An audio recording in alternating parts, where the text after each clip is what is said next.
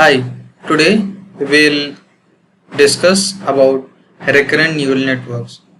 Up till now, we have discussed mainly two types of neural networks, the artificial neural networks and the convolutional neural networks. We have seen that convolutional neural networks are basically used for solving computer vision problems, and we will see in recurrent neural networks that this is mainly used in the field of natural language processing. So let us begin. First, we'll see the use cases of where all RNN is used. The first one is text generation. So suppose we give the first two or three words of a sentence, then it has to continue the sentence. Language translation. We are all familiar with language translation since we might have used Google Translate at some point or other. We give our sentence in one language, say English, and it has to convert that into maybe Hindi or Chinese or any other language. The next is the sentiment analysis. So an example of this is movie review or book review. Suppose a user gives a review about movie that this movie was great, then that counts as a positive review.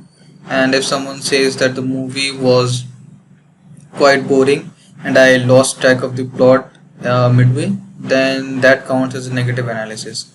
So in that way, sentiment analysis is basically used to judge whether the review is a positive one or a negative one, and there are many other classes in which it can be classified. Speech recognition, we are also familiar with speech recognition. We have used Google Voice Assistant or maybe Apple Siri. We have also seen speech recognition when we use YouTube captions. So basically what speech recognition does is takes the input sound wave and converts it into characters for us to read. So all of these applications are basically in the field of natural language processing, and that is where RNN is useful. Now we'll see why the normal feed-forward neural networks like the artificial neural networks won't work when we are dealing with natural language processing problems. The first is these neural networks, the feed-forward neural networks, takes all the inputs at a time. Let us take an example. If we are given a paragraph and we are told to read, we don't look at all the words at one go. What we do is first take the first word, make a sense out of it, then take the second word and then try to connect it with the first word, and then next we try to take the read the third word and then form a sense of all the three words. Similarly, doing this we come till the end of the sentence, and then as a sentence, taking the sentence as a whole, we try to make a sense out of it. Similarly, we go on and take the next sentence and combine those two sentences to make a more meaningful outcome. And similarly, we go on until the entire paragraph ends, and combining all of those things, we make a overall understanding of what that paragraph means. So that is how we deal with natural language problems. But if we use feed-forward neural networks, then the problem is that it takes all of the inputs at a time, and so it won't be able to deal with problems which are related to natural language processing. Second thing is that the inputs of not of same size. In the early neural networks, we had seen that all our inputs must be of same size. So we had different features, and all of those features were basically constant across all of the examples. But that is not so in the case of NLP or natural language processing. Suppose if we take movie reviews and we want to classify them as positive or negative reviews, then maybe someone says that this is a good movie and the next person says this is a very good movie, then the length of those two sentences is not the same, and so the input which we give to our model would not be same. So that is one more problem, which because of which we can't deal with normal feed forward neural networks while dealing with natural language processing. The third thing is that they have no meaning at the position of words. So we have seen that we input features to our model, and it does not matter to the model whether we have the first feature at the first column. Suppose we have a feature f1. The model does not differentiate whether the feature f1 is at the first column or whether the feature f1 is at the last column. Those two are basically same. But in natural language processing, that is not what we mean. So if we give an example to our model, like Ben has a red ball and Steve has a green ball, and the second sentence is Ben has a green ball and Steve has a red ball. So if we give this to our model, then it will treat both of these sentences as same, since the position of those words would not matter to it. So that would defeat the purpose which we are trying to make, or make a meaning out of the sentence, since both of those sentences have different meaning. So we have all of these difficulties when we are dealing with normal neural networks to solve natural language processing problems. Okay, so when we dealt with neural networks, we have always seen that we cannot work with string data types. We need to convert them into some numerical format. So next we will be discussing how we can convert the sentences or maybe words into numerical data type. The first method is called the bag of words. So here is a sentence: the chair made a loud noise when we sat down on them. So what bag of word does is assigns each of these words by a number. So the is assigned to 1, this is 2, 3, 4, 5, 6, 7, 8, 9, 10, 11 and 12. Since each of these words are unique, so each of them are assigned to a different thing. And suppose if we had the once again at the last, then it will also be assigned to 1. So what we do next is take a bag and put all of these number here. So 1, 2, 3, 4 till 12, and then one more 1.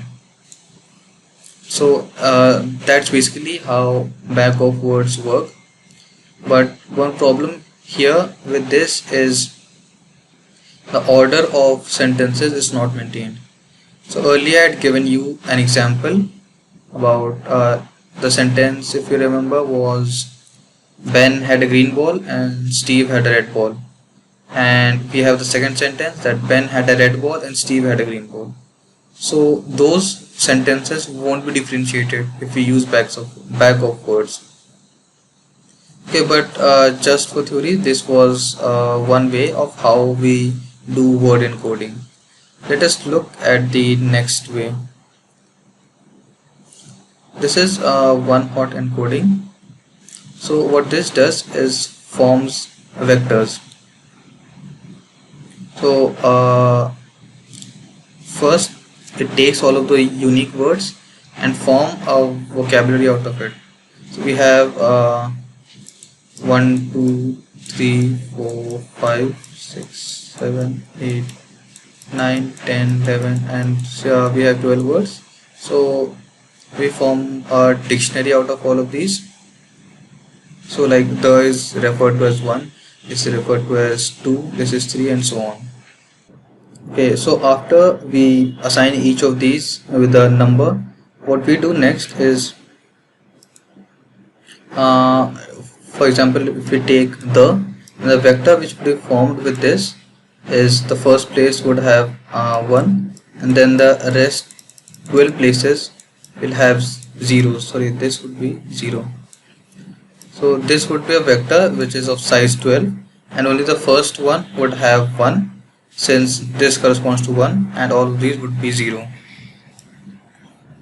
Next, if we take chair, then first would be 0, the second would be 1, and the rest all of these would be 0. In a similar way, you can tell that if we encode this word mate, then this corresponds to 3. So the third position would be 1 and rest all would be 0. So in a similar way, we do encoding of all of these words. So you can note here one thing, that the input size of all of these is fixed. In this case it is 12. So even if you have a different length word, suppose it contains 23 different unique words, then also there won't be a problem, since the vector would be of size 23 and all of those words would be encoded in those in a vector of size 23. So the problem where we had different lengths is now solved. Okay, so this one is the word embedding. So in the previous one, in the previous two which we discussed, had a problem. So let me discuss first what the problem was. So suppose we have 3 sentences. This movie was great, this movie was awesome, this movie was bad. So what differentiates all of these is this word, last word, great, awesome and bad. So suppose while encoding, this great is given a number of 1, this bad is given a number of 2, and awesome is given a number, say 1000, and suppose the total number of unique words in all of these sentences is 1000 and awesome is given the last word. So while we feed this into a neural network model, all of these words are basically treated as numbers. So we can see the difference between great and bad have a huge difference in their meaning. But if you see these two words, which is great and awesome, then difference between these two is very huge, 1000 and 1. But the actual difference between great and awesome is not so much if we are doing sentiment analysis. So that is the problem when we were dealing with the previous two methods. So that problem is solved using word embeddings. So let me explain what word embedding does. I won't be going into the exact mathematical details, but just to give you a brief idea, what this does is represents all of these in the form of vector, and that vector can be of any dimension, but here for simplicity I am taking a 2-dimension vector. So first we take the word great, and let us suppose it is represented by some vector here, and next when we take the word awesome, it is the vector is formed somewhere over here. So the angle between these two vectors is very small, which signifies that they are very similar in meaning. But if we represent the word bad, then what happens is it is created at maybe somewhat this angle. So you can see that the differences angle between these two is very huge, which signifies that they have a huge difference in meaning. So if we represent these in the form of vector,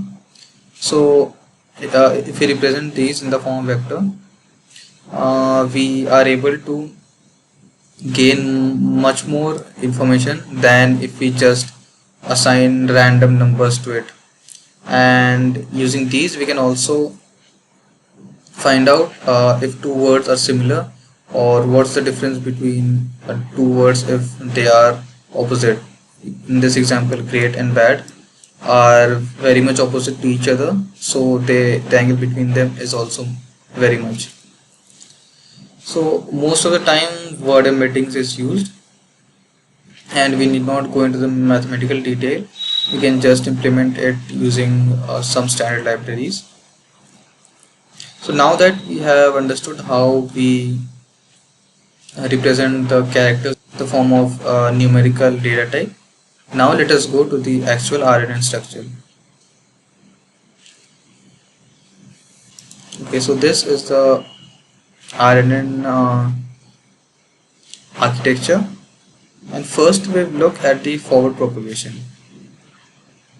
So we had seen forward propagation in artificial and convolutional neural networks, but this one is a slight different from it.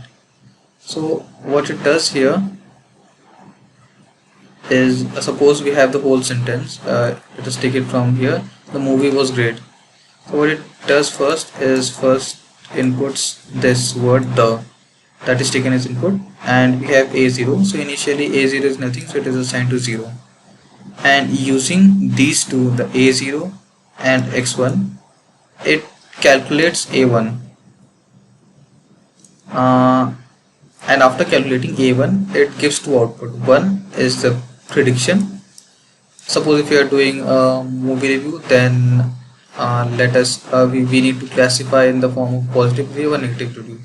Let us say that a positive review is given as 1 and a negative review is given as 0.